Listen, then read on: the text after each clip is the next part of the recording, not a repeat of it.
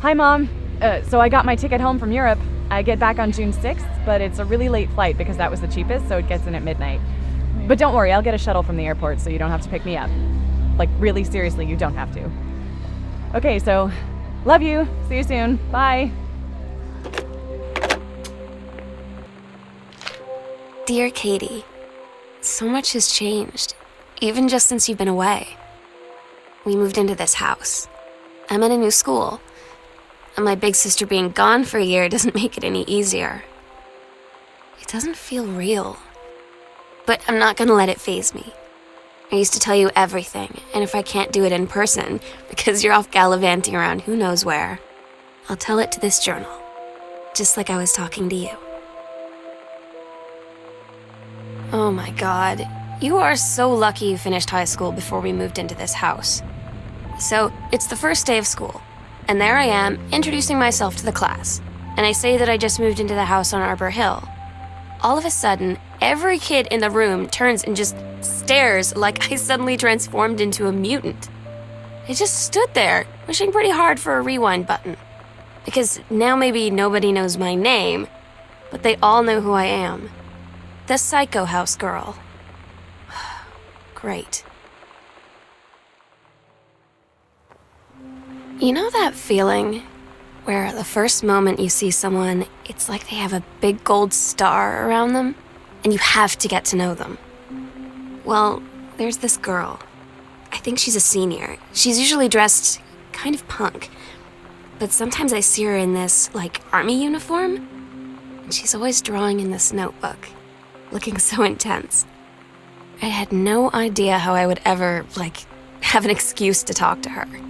Till I noticed she and her friends hang out and play Street Fighter at the 7-Eleven every day after school. When you live in one place your whole life, your next door neighbor is kind of like your default friend. And Daniel only got weirder over the years. So moving away has been a good excuse to, not see him anymore. But he did always have the good Nintendo games. Maybe I'll give him a call. So you know what they say about the best laid plans of mice and men? Yeah, it turns out it applies to Street Fighter too.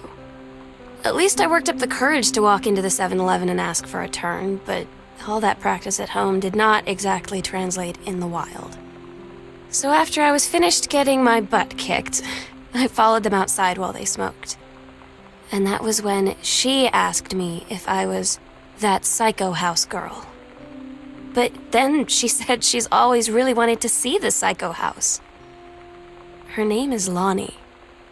She's coming over tomorrow. It's weird hanging out with girls. Daniel was around ever since I was little, and other girls?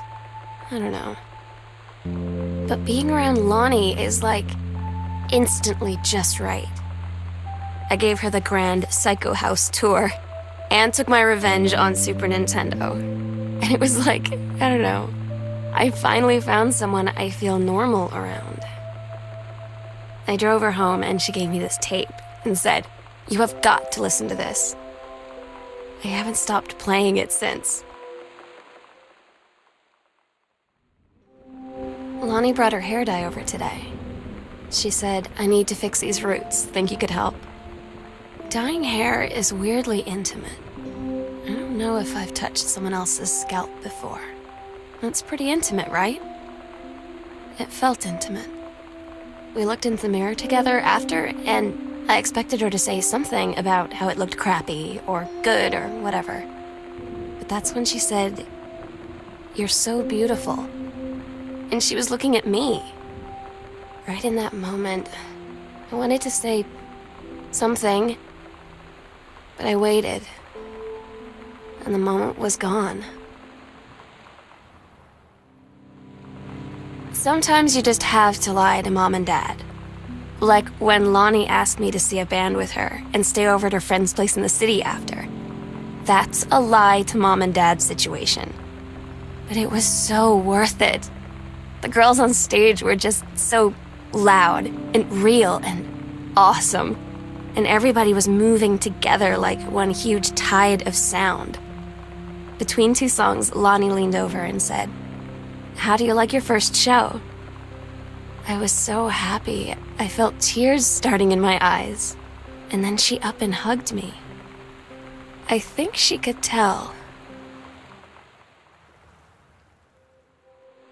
At Todd's brother's place after the show, there was only a futon to sleep on, so Lonnie and I shared it. The lights went out. I was turned toward her. My eyes started to adjust, and then I could see she was looking at me, too. In the dark, she smiled. My heart was beating so fast. I rolled over. I felt so, nervous. After a minute, she put her arm around me and was so close and whispered in my ear, "I really like you." I just nodded my head, and I really hope she could tell. I really hope that she meant what I think she did. I felt like a shook-up can of soda ever since. I hope we have the chance to talk before I explode. Lonnie came over today. Everything was different. She was sitting at my desk chair, and she wouldn't look at me. Finally, I asked her what was going on. She said she felt like she'd done something wrong that night in the city. Like I must think... But I said no, there was nothing wrong. I just wanted to say...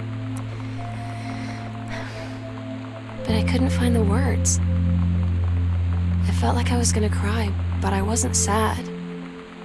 She got up and sat next to me on the bed. I looked at her. Lonnie, do you think you could ever... And that's when she kissed me.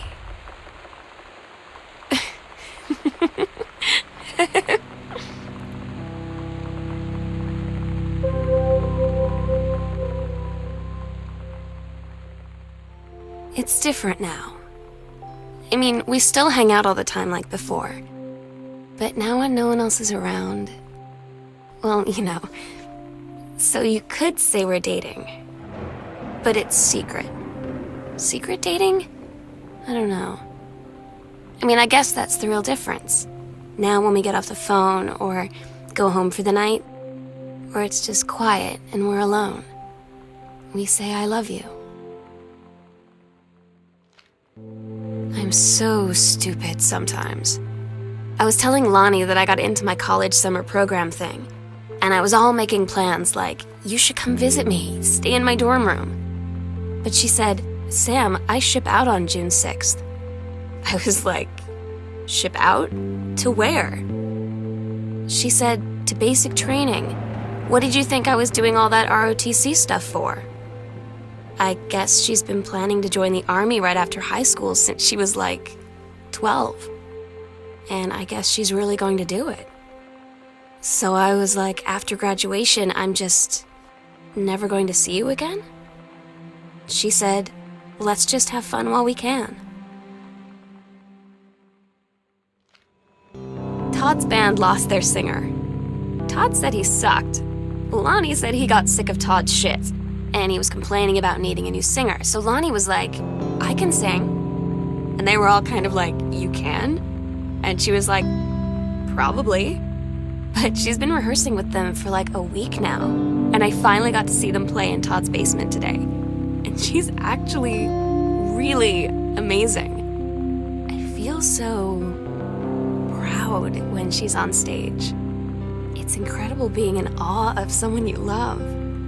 So everybody knows it's like a temporary situation till she ships out in June. But till then, I'm gonna be at every single show. They tell you to stick with the group on field trips, Katie. There's a reason for that. Lonnie and I snuck off on the side paths at Multnomah Falls and got a little lost. Okay, a lot lost. Like, for hours. Right before the bus left, we found a trail. and came running down the path, soaked and covered in mud, shouting for the bus not to leave. The school called home. Mom and Dad said, "You didn't get into trouble like this before you met that Lonnie girl."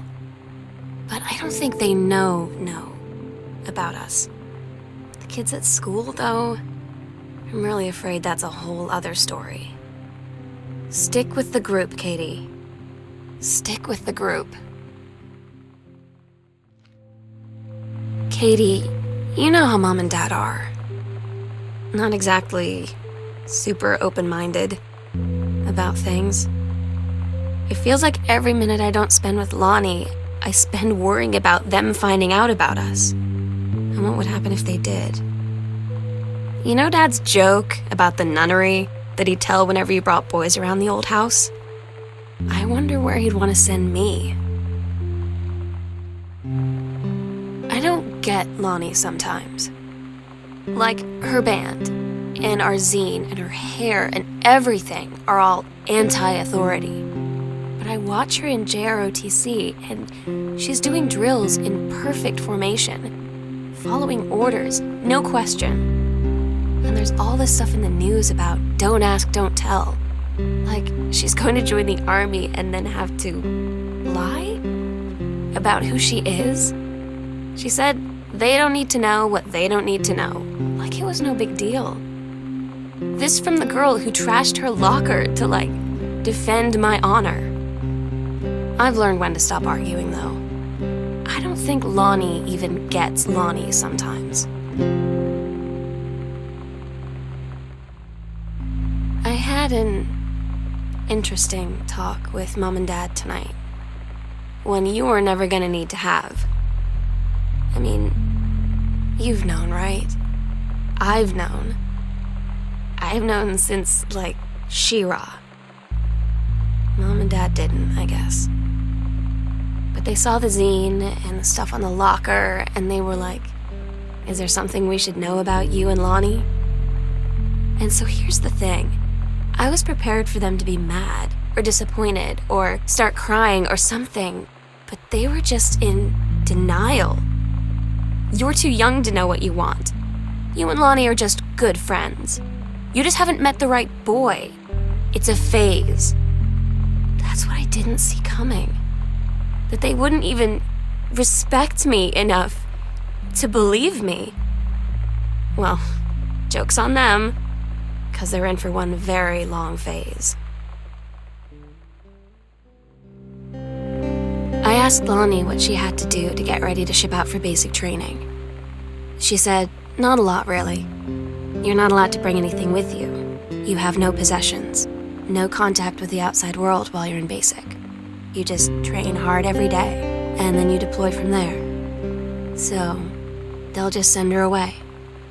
To who knows where. The other side of the country? The other side of the world?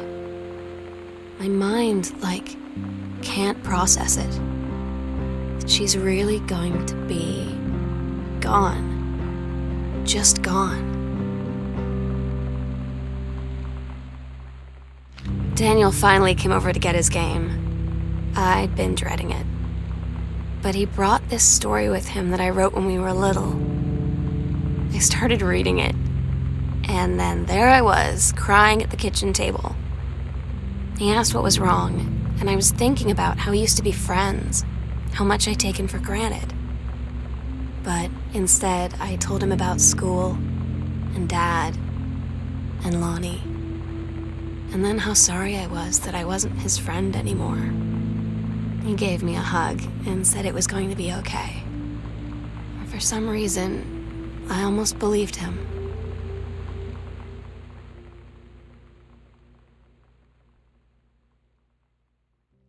Lonnie had her going away show with her band tonight. She's so incredible on stage. When she was singing, I could practically forget everything. That we only had 48 hours left. That I don't know what comes next. That I can't live without her.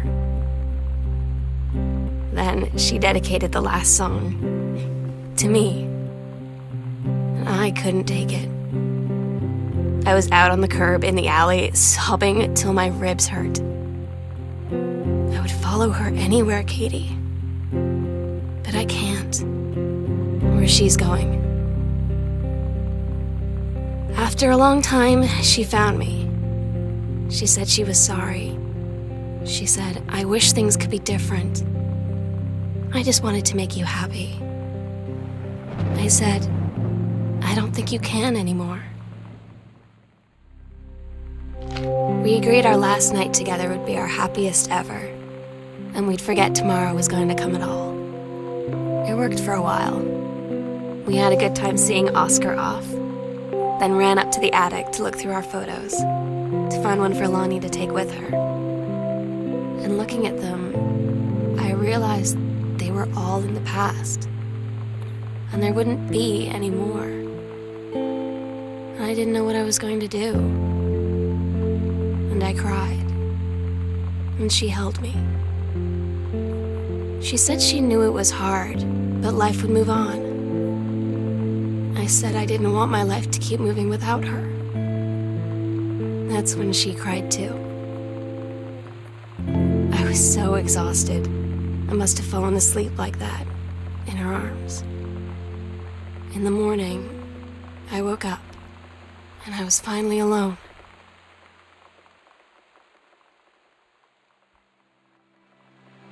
The sunset light in this house is the saddest thing I've ever seen. I just want to sleep. When I'm in the attic, it almost feels like Lonnie could still be here. She's just downstairs. I'm just waiting to hear her pull down the hatch and come running up. Maybe I'll go up to the attic and wait. Oh my God. Katie, I fell asleep in the attic, in Lonnie in my old spot, and I missed the first 2 calls.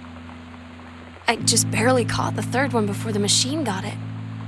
And it was Lonnie, on a payphone. She'd been on the bus to Basic, and she said she couldn't think of anything but me and us, and that she couldn't go through with it, with the army and being apart and all of it. And so she got off the bus in Salem. She said, Sam, I want you to pack up everything you can and get in your car and come find me. And let's just drive until we find somewhere for us. And she asked me if I could do that. And I said yes. Yes.